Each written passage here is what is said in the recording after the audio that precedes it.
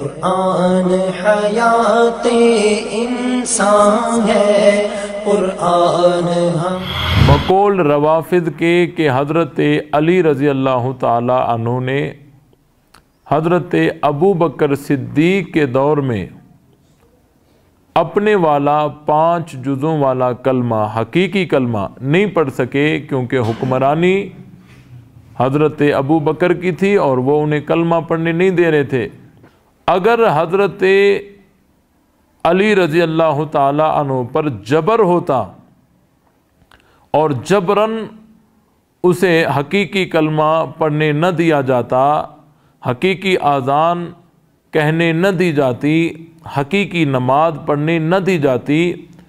تو ضرور حضرت علی جہاد کرتے، مقابلہ کرتے۔ اگر مقابلہ نہ کر سکتے تو پھر وہ ہجرت کر جاتے، لیکن حضرت علی نے مقابلہ بھی نہیں کیا،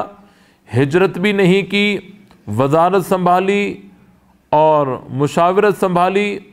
اور اپنا عہدہ قاضی القضا والا وہ سنبھالا اور ان کی خلافت کے شانہ بشانہ ساتھ چلے۔ تو اس سے صاف ظاہر ہوتا ہے کہ حضرت علی اور حضرت ابو بکر صدیق رضی اللہ تعالی عنہما کا آپس میں پیار تھا،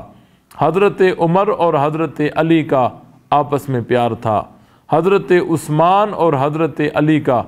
آپس میں پیار تھا۔ جو یہ عقیدہ رکھتے ہیں،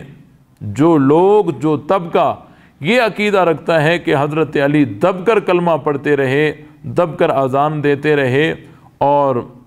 خوف اور جبر کی وجہ سے غلط نماز پڑھتے رہے، وہ حضرت علی کو زبان سے تو شیر خدا کہتا ہے لیکن حقیقت میں وہ شیر خدا نہیں مانتا،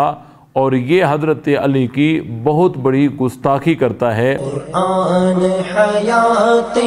انسان ہے، قرآن